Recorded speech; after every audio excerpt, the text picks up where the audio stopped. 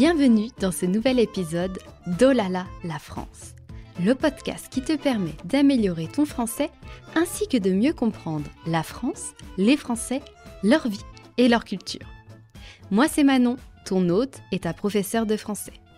Sers-toi une bonne tasse de thé, de café ou de chocolat chaud et c'est parti. Bonne nouvelle, tu peux accéder gratuitement à la transcription de cet épisode via le lien en description. Et pour aller plus loin, rejoins Oh là là la France plus. Tu y trouveras la transcription complète, des exercices avec correction, des bonus exclusifs, l'accès à la communauté d'Oh là là ainsi que des épisodes en exclusivité. Aujourd'hui, on s'intéresse à une expression que tu as sûrement déjà entendue. Être un cordon bleu. Si quelqu'un te dit ça, c'est plutôt un compliment. Cette expression est un hommage à tes talents en cuisine. Mais sais-tu d'où elle vient et pourquoi on l'utilise encore aujourd'hui? Prépare-toi à découvrir son histoire fascinante et à comprendre comment elle est passée des chevaliers aux marmites. Qu'est-ce que être un cordon bleu veut dire? Être un cordon bleu, c'est avoir des talents exceptionnels en cuisine. En d'autres termes, c'est être un vrai chef, capable de préparer des plats délicieux et dignes des meilleures tables. Par exemple, ma grand-mère est un véritable cordon bleu. Ses gratins sont exquis. Autre exemple, si tu veux impressionner quelqu'un, invite-le à dîner, surtout si tu es un cordon bleu. Cette expression peut aussi être utilisée de manière humoristique pour décrire quelqu'un qui, au contraire, n'a pas de talent culinaire. Dans ce cas, on pourrait dire « Je ne suis pas un cordon bleu, mais je fais de mon mieux ». Comme beaucoup d'expressions françaises, être un cordon bleu a des racines historiques riches et surprenantes. Pour comprendre son origine, il faut remonter au XVIe siècle, à l'époque du roi Henri III. En 1578, Henri III, roi de France, instaure l'ordre du Saint-Esprit, une distinction destinée aux nobles catholiques. Les chevaliers de cet ordre étaient décorés d'une croix de Malte attachée à un ruban bleu, d'où l'appellation cordon bleu. C'était à l'époque la plus haute distinction honorifique, symbole de mérite et d'excellence. Bien que l'ordre du Saint-Esprit ait été aboli avec la Révolution française, l'expression cordon bleu est restée dans le langage pour désigner quelqu'un d'extraordinaire dans son domaine. Le lien entre le cordon bleu et la cuisine apparaît plus tard.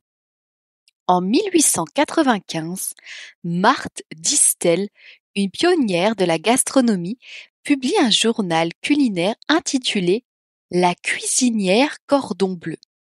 Ce magazine connaît un tel succès qu'elle fonde par la suite une école de cuisine portant ce nom, le Cordon Bleu. Cet institut est aujourd'hui une référence mondiale pour l'art culinaire et l'hospitalité. L'idée était simple, associer l'excellence et le prestige du cordon bleu historique aux arts culinaires. Le cordon bleu devient alors un symbole de perfection en cuisine. Et l'escalope cordon bleu dans tout ça? Eh oui, car quand on parle de cordon bleu, on pense aussi à ce plat. Une escalope panée, roulée et farcie au jambon et au fromage, dont, pour l'anecdote, Emmanuel Macron raffole. Mais attention, ce plat n'a pas de lien direct avec l'expression. Deux théories expliquent le nom de cordon bleu pour ce plat. Certains, premièrement, pensent que le nom vient des cordons bleus, littéralement des ficelles, des cordons bleus, utilisés par les cuisiniers pour attacher les tranches d'escalope avant de les cuire et pour les maintenir. D'autres pensent que l'appellation fait simplement référence à la qualité et au raffinement du plat, digne des meilleurs cuisiniers, les fameux cordons bleus. Dans cette définition-là, ça serait lié à l'expression, mais on n'est pas certain. Et surprise, le cordon bleu n'est pas une recette française, mais suisse. La première mention de cette escalope apparaît dans un livre de cuisine suisse en 1949 sous le nom escalope à la viennoise. De nos jours, l'expression être un cordon bleu est toujours très utilisée pour féliciter quelqu'un de ses talents culinaires ou pour parler soi-même de ses talents culinaires. On l'entend souvent lors de dîners entre amis ou en famille, ou même dans des émissions de cuisine. L'expression a aussi gardé une dimension symbolique. Elle évoque l'excellence, la créativité et le plaisir de partager un bon repas. Alors que tu sois un vrai chef ou que tu essayes simplement de ne pas brûler tes pâtes, il y a toujours un cordon bleu qui sommeille en toi. Et toi, est-ce que tu es un cordon bleu en cuisine ou tu préfères admirer les talents des autres à table? N'hésite pas à partager tes anecdotes culinaires en commentaire ou sur nos réseaux sociaux Oh là là French Course.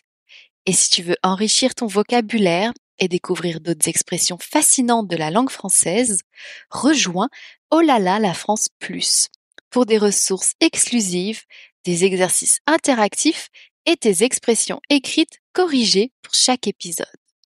Merci d'avoir écouté cet épisode et à très bientôt pour de nouvelles aventures. En français, bien sûr.